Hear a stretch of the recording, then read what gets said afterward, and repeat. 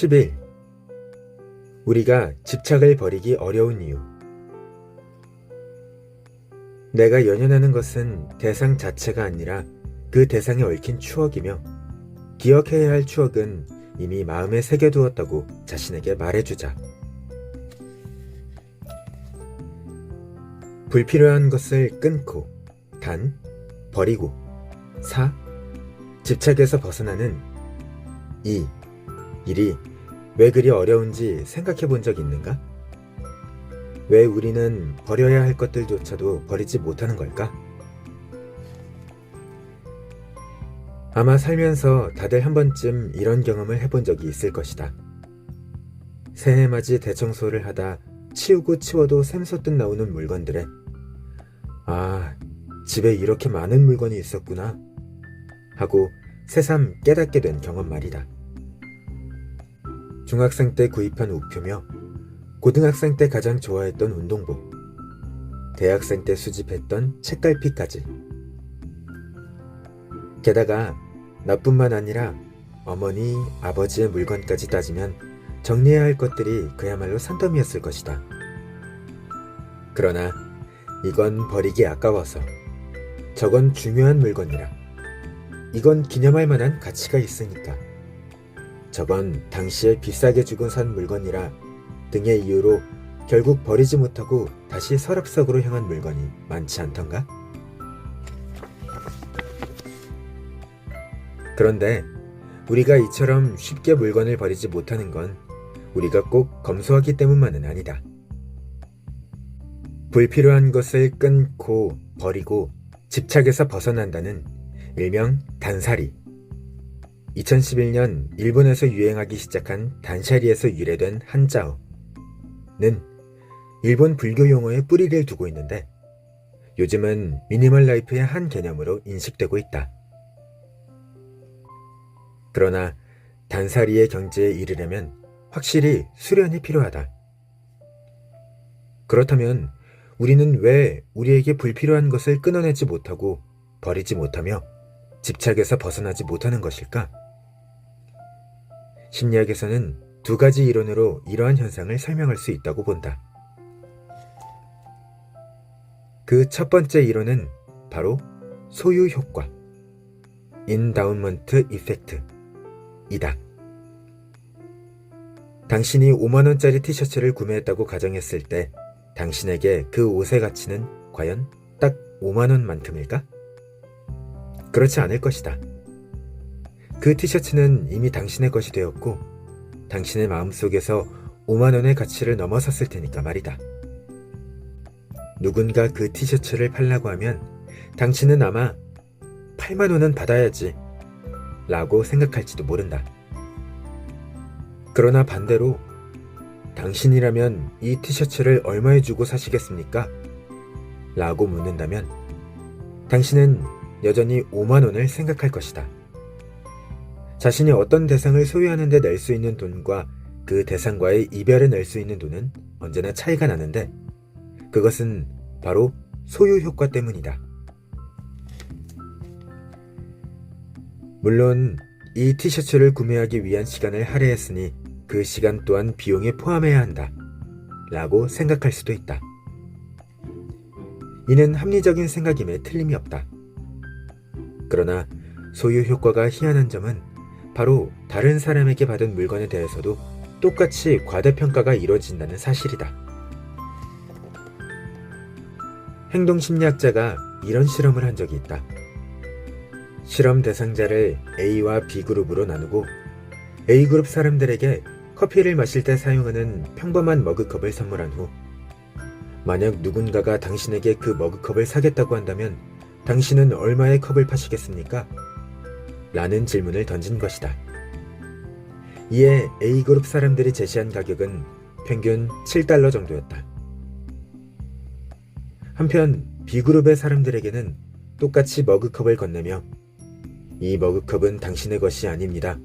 만약 당신이 이 머그컵을 구매해야 한다면 얼마를 지불하시겠습니까?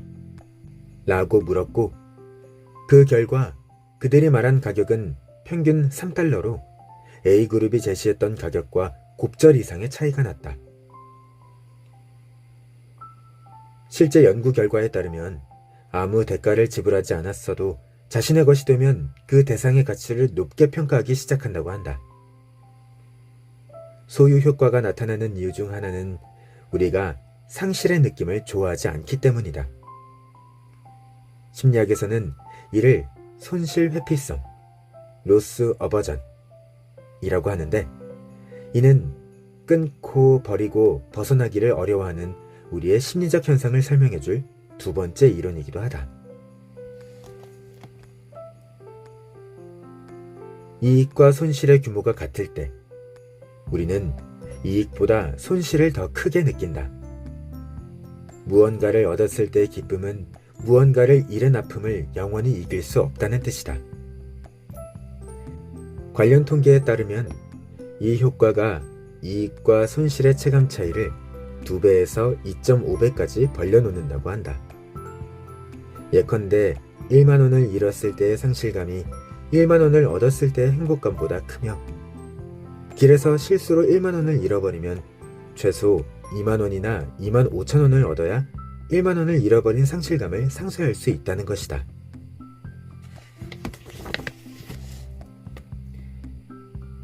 이는 어떤 일을 평가할 때도 마찬가지다. 그래서 세일즈맨들은 이러한 심리를 곧잘 이용하고는 한다. 예를 들면 공기청정기를 판매할 때 해당 가전이 집안 공기를 얼마나 깨끗하게 만들어주느냐를 설명하면서 품질이 나쁜 공기청정기를 사용하거나 공기청정기를 아예 사용하지 않을 경우 가족 건강에 미칠 악영향을 강조하는 것이다. 그리고 거기에 판매하고자 하는 브랜드의 제품력과 기능의 다양성, 가격의 합리성을 언급해 설득력을 더한다. 소유 효과와 손실 회피성은 비단 우리가 물건을 사고 팔 때뿐만 아니라 우리의 투자 행위에도 영향을 주어 사회 전반에 간접적인 영향을 미친다. 예컨대 주가가 단기간에 상승할 가능성이 없거나 현재보다 더욱 하락할 것이 예상될 때도 투자자들은 대개 손절매, 주가가 떨어질 때 손해를 보더라도 팔아서 추가 하락에 따른 손실을 피하는 기법을 하는 대신 언젠가 기사회생하기를 기대하며 기다리는 쪽을 선택한다. 손절매하지 않으면 정말 손해를 보는 것은 아니라는 생각에 추가 손실을 막을 결정적 시기를 놓치는 것이다. 그래서 누군가는 이렇게 말했다. 머니게임에는 감정을 배제해야 한다. 끊어내고 버려야 할 때는 아무리 고통스럽다 하더라도 즉각 행동에 옮겨야 한다는 뜻이다. 우리는 자신이 가진 것을 과대평가하고 손해 준 것을 잃을까봐 몹시 두려워하기도 한다. 그렇다면 소유 효과와 손실 회피성이라는 두 가지 개념에 대해 조금은 이해하게 된 지금, 우리는 어떻게 하면 사람과 일과 물건에 대한 집착을 버릴 수 있을까?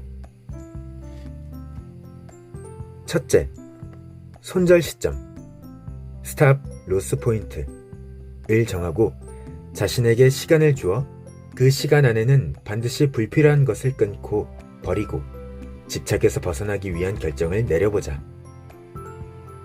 과거 내 경험을 예로 들면 30분 안에 책꽂이를 정리하기로 하고 조시계로 카운트다운을 설정해 놓으니 보이지 않는 시간적 압박에 좀 더 쉽게 결정을 내릴 수 있었다.